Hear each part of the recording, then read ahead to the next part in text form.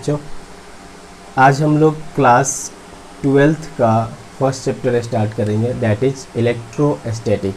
Electrostatic क्या होता है उसके बारे में हम लोग आज पढ़ेंगे। ठीक है, इलेक्ट्रोस्टैटिक में हमें पढ़ना है चार्ज के बारे में, और चार्ज के रिलेटेड जितने भी टर्म्स हैं, चार्ज से रिलेटेड जो फोर्स प्रोड्यूस होता है, जो फील्ड प्रोड्यूस होता है, ये सारा फोर्स फील्ड इन सब का स्टडी हम लोग करते हैं इलेक्ट्रोस्टैटिक ब्रांच में। तो चलिए स्टार्ट करते हैं, that is the electrostatic. Electrostatic the first branch, first chapter of class 12। ठीक है, इसमें दो टर्म है, एक है इलेक्ट्रो, दूसरा है स्टैटिक। इलेक्ट्रो मीन्स होता है, इलेक्ट्रो मीन्स चार्ज, और स्टैटिक्स मीन्स होता है in rest.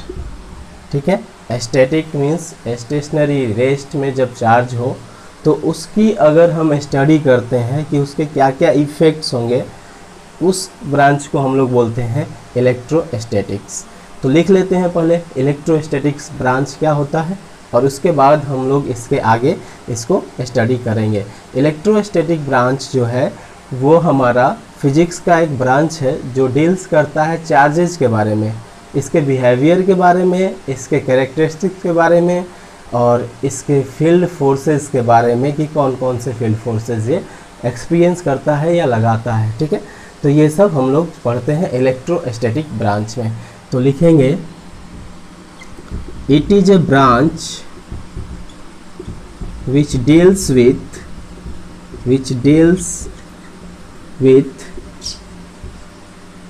with charges and its effect when it is in rest। ठीक है, जब ये रेस्ट में हो तो जो इसका इफ़ेक्ट होगा और जो भी ये इफ़ेक्ट प्रोड्यूस करेगा उसके बारे में स्टडी करना इलेक्ट्रोस्टैटिक कहलाता है। इलेक्ट्रोस्टैटिक में जो टर्म हमारा चार्ज आया, इसके बारे में आज हम लोग डिटेल्स में जानेंगे कि चार्ज होता क्या है और कैसे चार्ज अपने क्या क्या इफ़ेक्ट डालता है किसी बॉडी पे। तो सबसे पहले तो चार्ज क्या है, ये जो हमारा नेचर है इसमें दो चीज़ें हैं, एक चार्ज और दूसरा मास। ये दो चीज़ों को मिला करके हमारा नेचर बना हुआ है। जैसे मास जो है किसी भी मैटर का अंदर की प्रॉपर्टी है, उसी तरह मैटर के अंदर की प्रॉपर्टी चार्ज भी है, और चार्ज जो है उसके अंदर की प्रॉपर्टी है, जैसे मास अपना फील्ड प्रोड्यूस कर सकता है, एक दूसरे मास पे फोर्स लगा सकता है, उसी तरह चार्ज किसी दूसरे पे फोर्स लगा सकता है और उस फोर्स को अपने खुद के ऊपर एक्सपीरियंस कर सकता है। इसको बोलते हैं हम लोग चार्ज। तो चलिए चार्ज के बारे में हम लोग लिखते हैं, चार्ज क्या होता है। लिखेंगे it is the inherent property. Inherent means अंदर का होता है, inherent property of matter, property of matter. ठीक है, ये मैटर का इनहेरेंट प्रॉपर्टी है। ये क्या करता है, अपने ऊपर जो चार्जेज हैं, अदर चार्जेज, उसके द्वारा फोर्स एक्सपीरियंस करता है और फोर्स प्रोड्यूस भी कर सकता है। लिखेंगे it produces and experience force by presence of other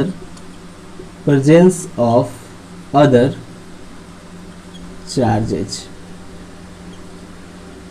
जो भी अदर चार्जेज अगर उसके प्रेजेंट रहेंगे आसपास, उससे ये क्या करता है, फोर्स खुद पे एक्सपीरियंस कर सकता है या फिर फोर्स क्या कर सकता है, प्रोड्यूस कर सकता है।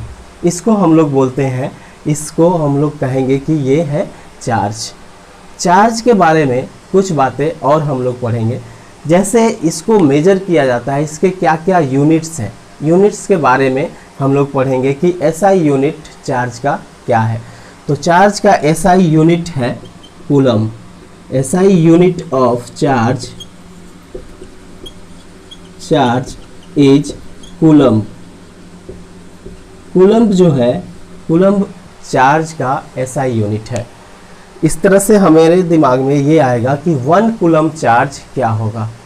तो 1 कूलम चार्ज को हम लोग क्लास 10th में भी पढ़े थे कि जब इलेक्ट्रिक करंट 1 एम्पियर का 1 सेकेंड में पास हो रहा हो तो वो चार्ज होता है 1 कूलम चार्ज। किसी भी सर्किट में अगर इलेक्ट्रिक करंट पास हो रहा है वो 1 एम्पियर का है और उसका टाइम लग रहा है इन 1 second, then the charge is 1 coulomb। if लिखेंगे if 1 ampere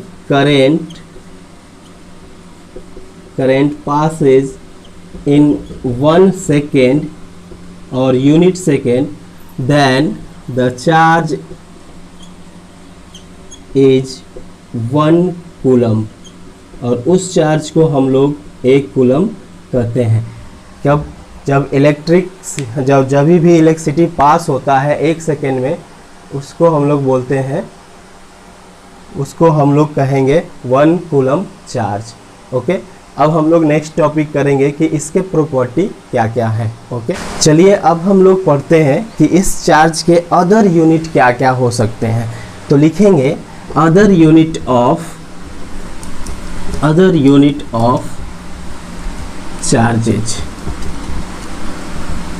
जो दूसरे यूनिट है चार्ज के वो क्या क्या है उसके बारे में थोड़ा हम लोग स्टडी कर देते हैं। Other unit of charge. Other unit क्या क्या चार्ज का है, तो चार्ज की CGS यूनिट मान सकते हैं या उसको बोलते हैं इलेक्ट्रोस्टैटिक यूनिट। तो आप लोग इसको नोट में लिख लीजिए, काम करेगा ये आपको। तो फर्स्ट है कि the ES electrostatic unit of charge is stat coulomb. इसको बोलते हैं स्टैट कूलम। जो इलेक्ट्रोस्टैटिक यूनिट होता है चार्ज का वो होता है स्टैट कूलम, या फिर इसका एक और नाम है फ्रैंकलिन। फ्रैंकलिन के नाम से भी ये जाना जाता है। फ्रैंकलिन कौन है?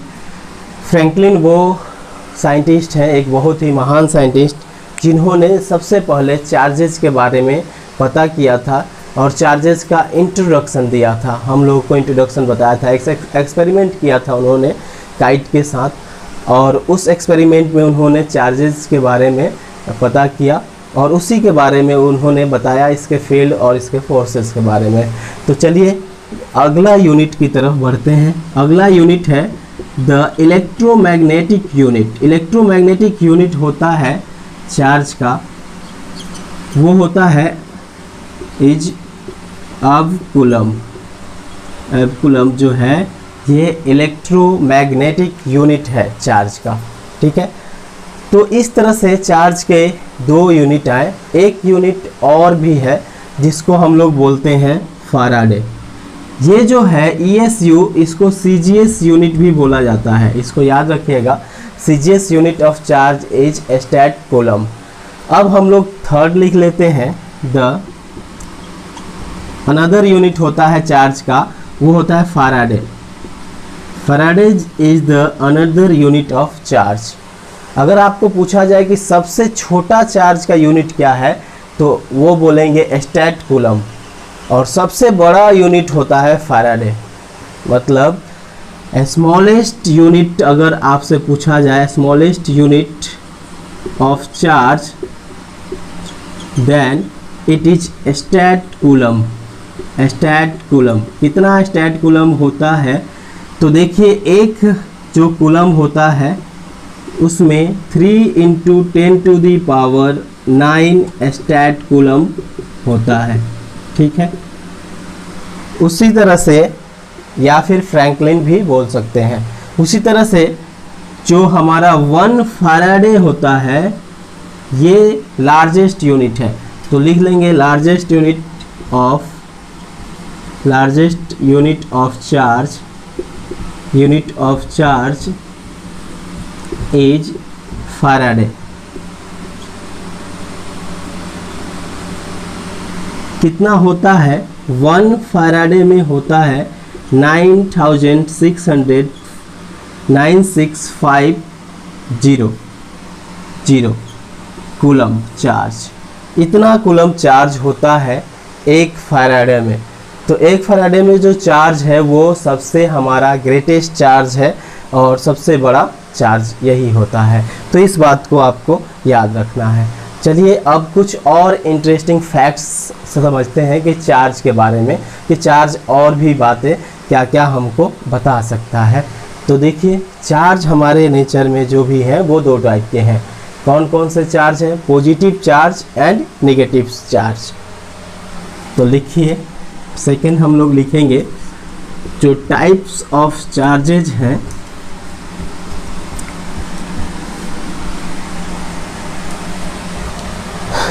तो टाइप्स ऑफ चार्जेज है, टाइप्स ऑफ चार्ज ये 2 टाइप का है, पॉजिटिव चार्ज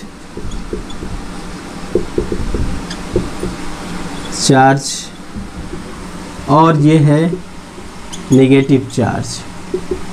नेगेटिव चार्ज होता है इलेक्ट्रॉन के कारण और पॉजिटिव चार्ज होता है प्रोटॉन के कारण। और जितने भी दुनिया में मैटर देख रहे हैं सब न्यूट्रल है, सब मतलब पॉजिटिव चार्ज और नेगेटिव चार्ज इक्वल है। तो चलिए कुछ नोट कर लेते हैं चार्ज के बारे में, कुछ बातें जो आपको याद रखना है। जैसे सबसे पहले कि इलेक्ट्रॉन पे चार्ज कितना होता है, जो 1 इलेक्ट्रॉन है उस पर चार्ज कितना होता है। तो लिखेंगे चार्ज ऑन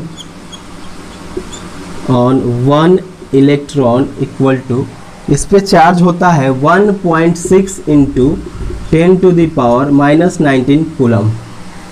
ठीक है, ये चार्ज पे 1 इलेक्ट्रॉन चार्ज पे जो चार्ज होता है 1 इलेक्ट्रॉन का, और ये वैल्यू आपको माइनस में होता है, मतलब इसको कह सकते हैं -e। ये वैल्यू इतना नेगेटिव चार्जेज होते हैं इलेक्ट्रॉन पे। और जो मास होता है इलेक्ट्रॉन का, mass of charge of electron लिख दीजिए, चार्ज ऑन इलेक्ट्रॉन इस यहाँ पे लिख देते हैं, charge of 1 electron. Mass of electron जो होता है ये होता है 9.1 इंटू 10⁻⁻31 kg। बहुत ही छोटा मास है, बहुत ही छोटा मास। आपने पढ़ा होगा कि ये जो है प्रोटॉन के 1/1837 टाइम्स ऑफ चार्ज है, बहुत ही छोटा चार्ज है प्रोटॉन के रिस्पेक्ट में।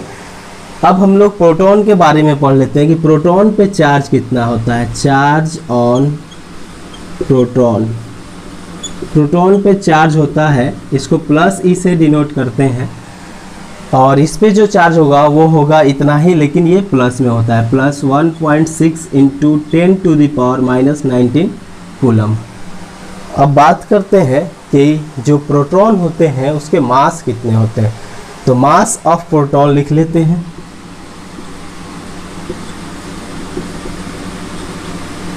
Mass of proton. Mass of proton जो होता है वो होता है 1.673 इंटू 10⁻⁻27 kg। इतना मास जो है इलेक्ट्रॉन प्रोटॉन का होता है। ये इलेक्ट्रॉन की मास है और ये प्रोटॉन का मास है। अब थर्ड जो है एटम में, जो थर्ड सब पार्टिकल है एटम का, वो है न्यूट्रॉन। और न्यूट्रॉन में क्या चार्ज होता है? तो न्यूट्रॉन को हम लोग बोलेंगे ये इलेक्ट्रिकली न्यूट्रल होता है, इसमें कोई चार्ज नहीं होता है। तो थर्ड जो है हमारा वो है neutron. Charge on neutron, neutron पे जो चार्ज होता है इसको बोल देंगे कि ये न्यूट्रल होता है, मीन्स चार्जलेस होता है। अब मास की बात करते हैं, मास ऑफ न्यूट्रॉन। न्यूट्रॉन पे मास क्या होता है? तो देखिए न्यूट्रॉन का मास लगभग इसके बराबर होता है, थोड़ा इससे बड़ा होता है, थोड़ा बड़ा होता है किससे? प्रोटॉन से। क्या होता है? 1.675 इंटू 10⁻⁻27 kg। देखेंगे कि यहाँ पे आकर के चेंजेस दिख रहा है, डेसिमल के थर्ड डिजिट पे आकर के चेंजेस दिख रहा है, तो स्लाइटली ये बड़ा है किससे, प्रोटॉन से। तो ये बातें जो है चार्ज के बारे में जो बेसिक सी चीज़ें हैं, ये इस लेक्चर में हम लोग बिल्कुल बेसिक चीज़ें सीखेंगे।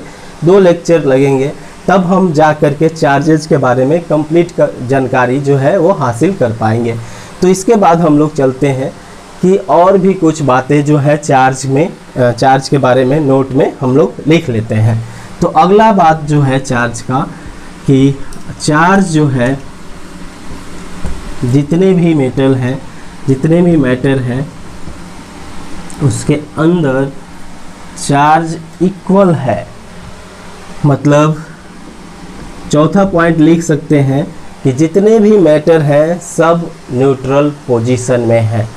इसका मतलब ये नहीं हुआ कि सबके अंदर चार्ज नहीं है, सबके अंदर चार्ज है, लेकिन नंबर ऑफ जो इलेक्ट्रॉन है और नंबर ऑफ प्रोटॉन है वो इक्वल है।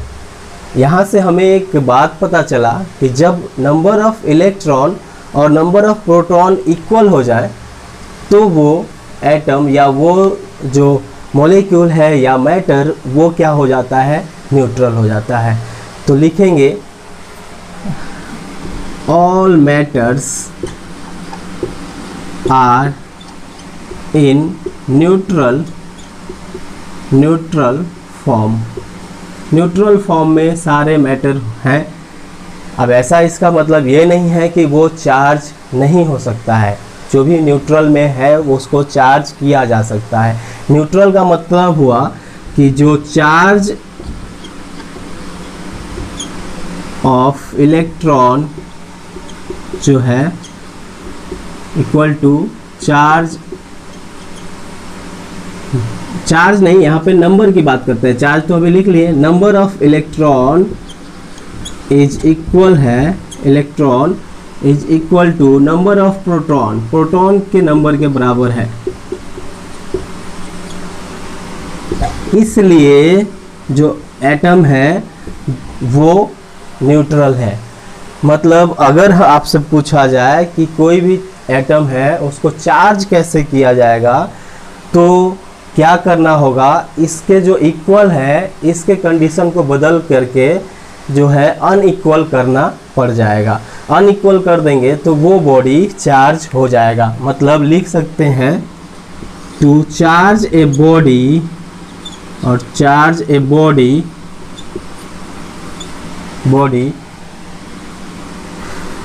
क्या करना होगा, number of electron are different from number of proton. अगर हम ऐसा कर देते हैं, नंबर ऑफ इलेक्ट्रॉन और नंबर ऑफ प्रोटॉन को हम अलग कर देते हैं, तो क्या हो जाएगा, वो चार्ज हो जाएगा। इस केस में अगर इलेक्ट्रॉन की संख्या बढ़ा दिए, नंबर ऑफ इलेक्ट्रॉन्स अगर बढ़ गया नंबर ऑफ प्रोटॉन से, तो वो बॉडी कैसा चार्ज हो जाएगा। तो नंबर ऑफ इलेक्ट्रॉन ज़्यादा है इसलिए वो बॉडी निगेटिवली चार्ज हो जाएगा। उसी तरह से जब नंबर ऑफ प्रोटॉन बढ़ा देंगे तो वो क्या हो जाएगा, पॉजिटिवली चार्ज बॉडी हो जाएगा। तो लिखेंगे क्या कि इफ़ नंबर ऑफ, यहाँ पे 2 केसेस बन रहे हैं। Case number 1, number of electron is greater than number of proton, then body is negatively charged, body is negatively charged,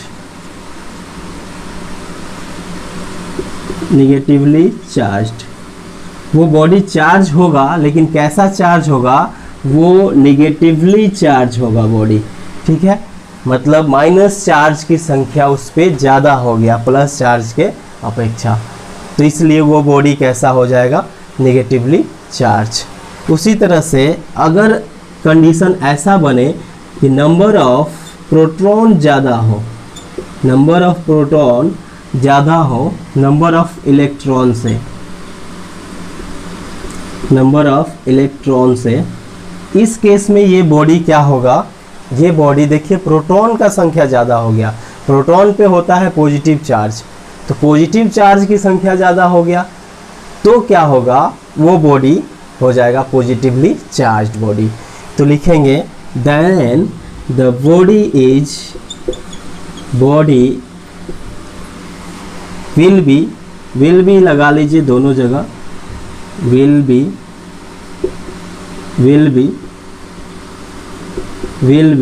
positively charged,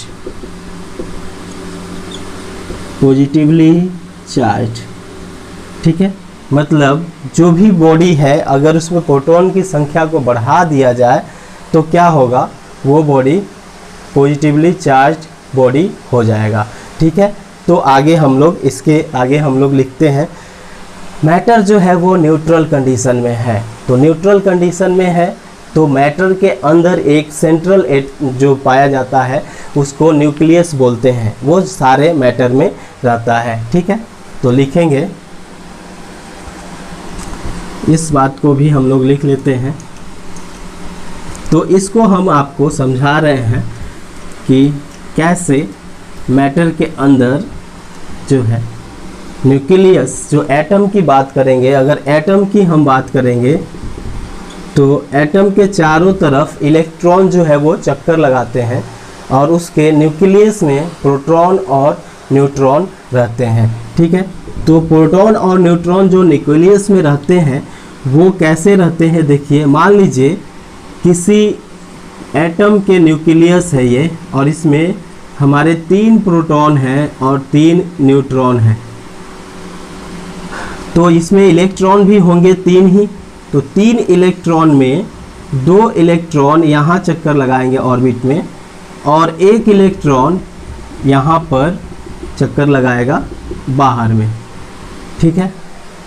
अब देखिए, अब क्वेश्चन आप पूछ सकते हैं कि ये प्रोटॉन के बीच में क्या यहाँ पे रिपल्सन का फोर्स नहीं रहता है, तो आंसर है कि रिपल्सन का फोर्स यहाँ पे रहता है, लेकिन रिपल्सन से भी बहुत ही ज़्यादा बहुत ही बड़ा एक फोर्स काम करता है जिसको हम लोग बोलते हैं स्ट्रॉन्ग न्यूक्लियर फोर्स, जिसके कारण प्रोटॉन को अट्रैक्ट करता है, प्रोटॉन न्यूट्रॉन को अट्रैक्ट करता है, न्यूट्रॉन को अट्रैक्ट करता है, न्यूट्रॉन प्रोटॉन को अट्रैक्ट करता है, मतलब सब एक दूसरे को अट्रैक्ट करते हैं एक स्ट्रॉन्ग न्यूक्लियर फोर्स के कारण।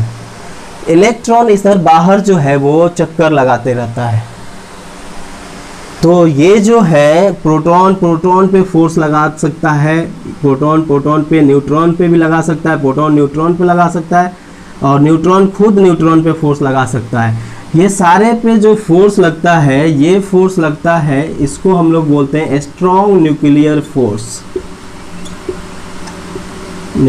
फोर्स। और ये स्ट्रॉन्ग न्यूक्लियर फोर्स के कारण ही प्रोटॉन से बंधा है और वो सेंटर में, जो हमारा सेंटर है न्यूक्लियस में, वो वहाँ पे एग्जिस्ट कर रहा है, प्रोटॉन और न्यूट्रॉन, वो स्ट्रॉन्ग न्यूक्लियर फोर्स के कारण ही। अगर आपसे पूछा जाए कि इस न्यूक्लियस की साइज क्या है, साइज ऑफ न्यूक्लियस, तो इसको प्रेडिक्ट किया गया है, बताया गया है कि 10⁻⁻15 मीटर होता है। रदरफोर्ड ने एक एक्सपेरिमेंट किया था, that is the alpha particle scattering experiment, उससे पता चला था ये, जो हमें पढ़ना है मॉडर्न फिजिक्स में। तो ये कितना होगा, इसका साइज 10⁻⁻15 मीटर। उसी तरह पूरे एटम की साइज के बारे में अगर बात कर लें, ये एटम के साइज के बारे में, तो ये साइज है 10⁻⁻10 मीटर, ये है साइज ऑफ एटम और ये है साइज ऑफ न्यूक्लियस,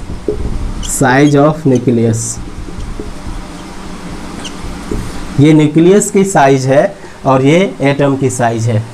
अब क्वेश्चन है कि ये प्रोटॉन के बीच में काफ़ी स्ट्रॉन्ग फोर्स है, तो इस बॉडी को, जो कि बिल्कुल न्यूट्रल कंडीशन में है ये बॉडी, इसको हमें चार्ज करना है, तो प्रोटॉन को निकालना बहुत ही मुश्किल का काम होगा। यहाँ से प्रोटॉन जल्दी निकाल नहीं सकते हैं जो प्रोटॉन है, क्योंकि ये स्ट्रॉन्ग न्यूक्लियर फोर्स के कारण बंधा हुआ है, ये प्रोटॉन जल्दी निकलेगा नहीं।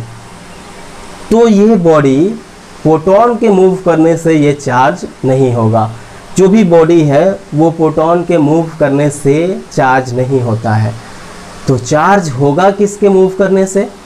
तो चार्ज होगा ये जो इलेक्ट्रॉन बाहर में चक्कर लगा रहा है, अगर ये चक्कर लगाते लगाते बाहर निकल गया तो देखिए कितने इलेक्ट्रॉन बच जाएंगे, 2, और प्रोटॉन कितने रह गए, 3। तो ये बॉडी पॉजिटिवली चार्ज हो जाएगा। और अगर इसमें एक और इलेक्ट्रॉन को ऐड कर दिया जाए, एक और इलेक्ट्रॉन आ जाए, तो इलेक्ट्रॉन कितने हो जाएंगे, 4, और प्रोटॉन रहेंगे 3।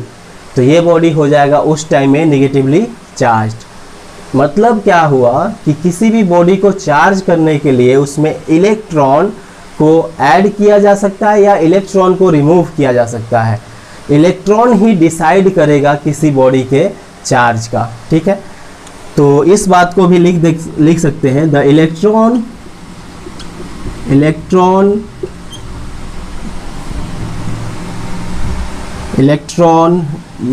का क्या, इलेक्ट्रॉन का या तो एडिशन मतलब इलेक्ट्रॉन का बढ़ना, ठीक है, और इलेक्ट्रॉन की कमी होना ही डिपेंड करता है एक बॉडी के चार्ज होने पे। तो लिखेंगे the increase of electron and deficiency of electron या कमी होना of electron is बेसिकली यही चीज़ जो है, इलेक्ट्रॉन जो है इंक्रीज कर जाना या इलेक्ट्रॉन की कमी हो जाना, वही चीज़ हमें बताता है कि बॉडी के पास चार्ज है और है तो कैसा चार्ज है। तो लिखेंगे the increase of electron and deficiency of electron tells about the charge. मतलब चार्ज का कंडीशन क्या है, ये चार्ज का कंडीशन है, ये लिख लीजिए condition of A charging, condition for charging का कंडीशन क्या है, इलेक्ट्रॉन को मूव कराना या इलेक्ट्रॉन को गेन कराना। ठीक है, इस प्रोसेस को एक एग्जाम्पल की मदद से हम लोग समझते हैं। हमने जो बात आपको बताया इसी चीज़ को अभी एक एग्जाम्पल कर लेते हैं और उससे हम लोग इसको समझ लेते हैं। तो देखिए क्या है,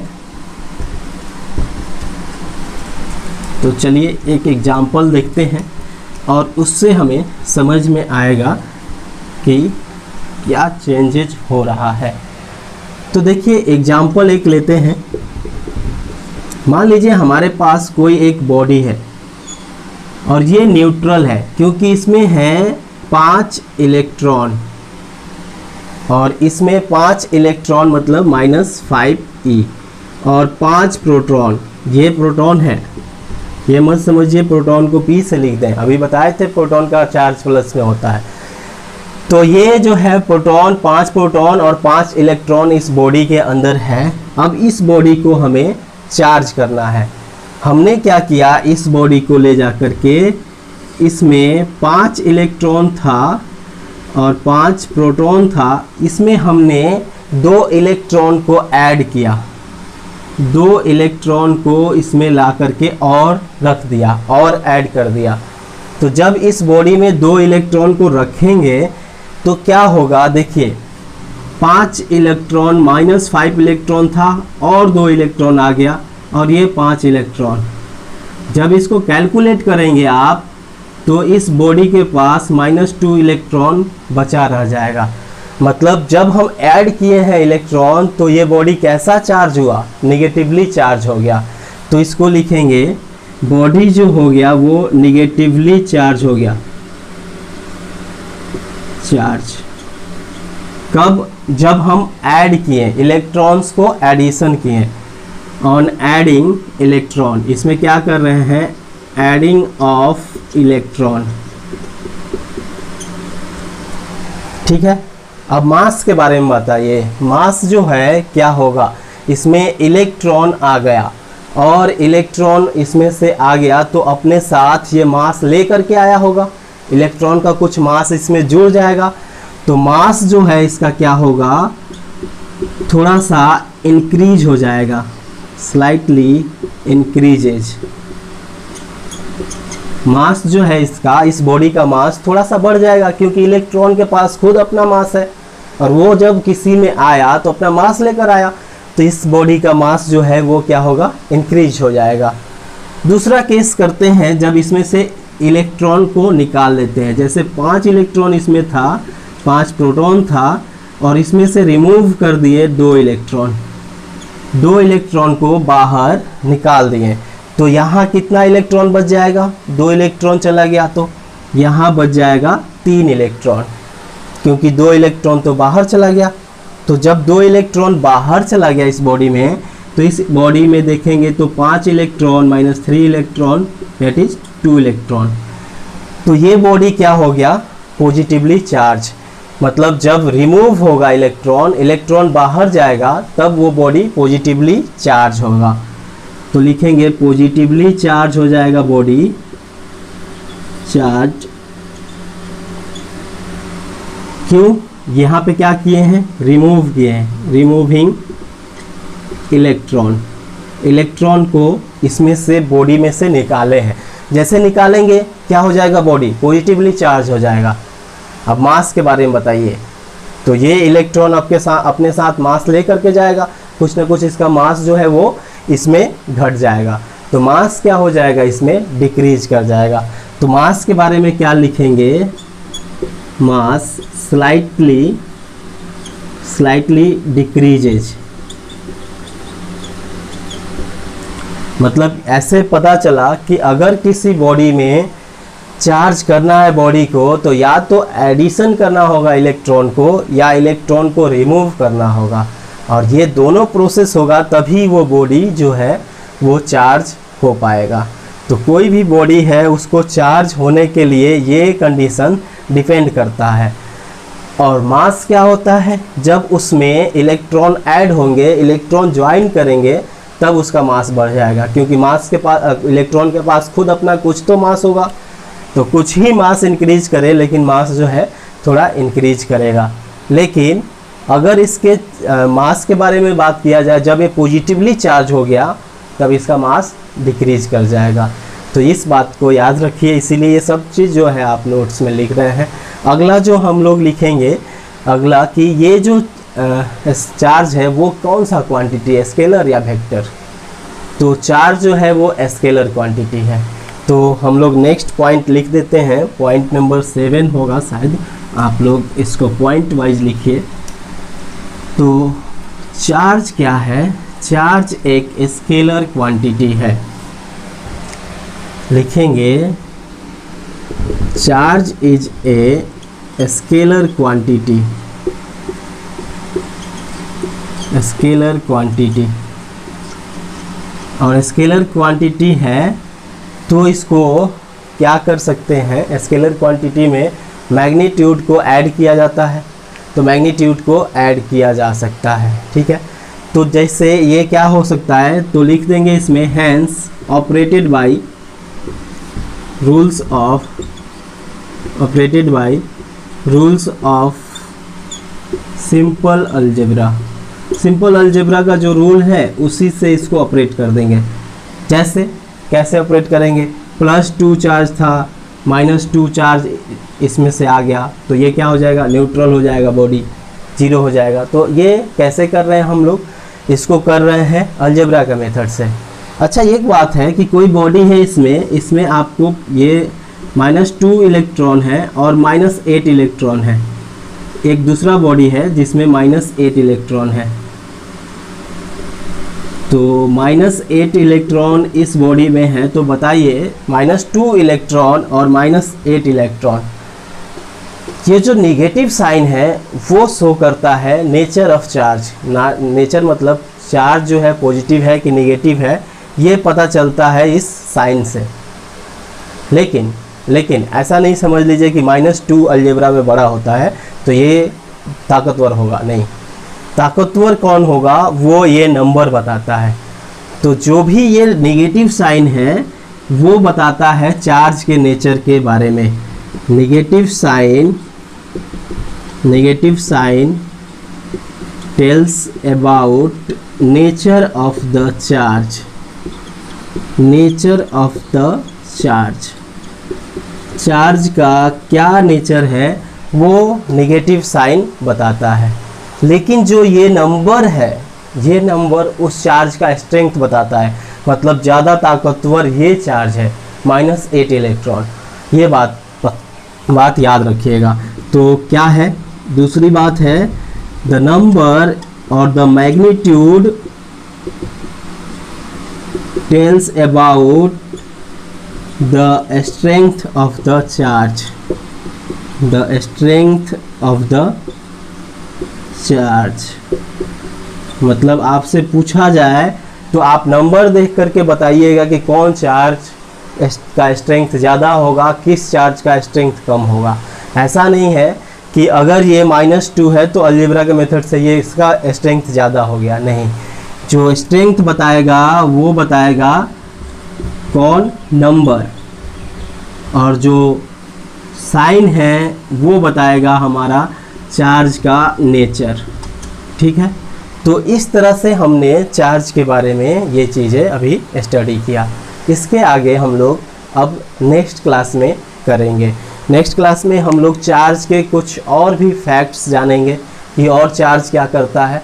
उसके बाद हम लोग अपना स्टार्ट करेंगे सिलेबस, फोर्सेस के बारे में पढ़ना, जो चार्ज या फोर्सेस लगाता है। ठीक है, तो आप लोग नेक्स्ट क्लास के लिए इसके बाद फॉलो कीजिएगा। ओके, और इसको आप लोग नोट करते जाइए, क्योंकि ये जो नोट्स है यही आपको एग्ज़ाम के टाइम में काम आएगा। नोट्स जो है आप लोग बनाते चलिए, लिखते चलिए। Okay, thank you.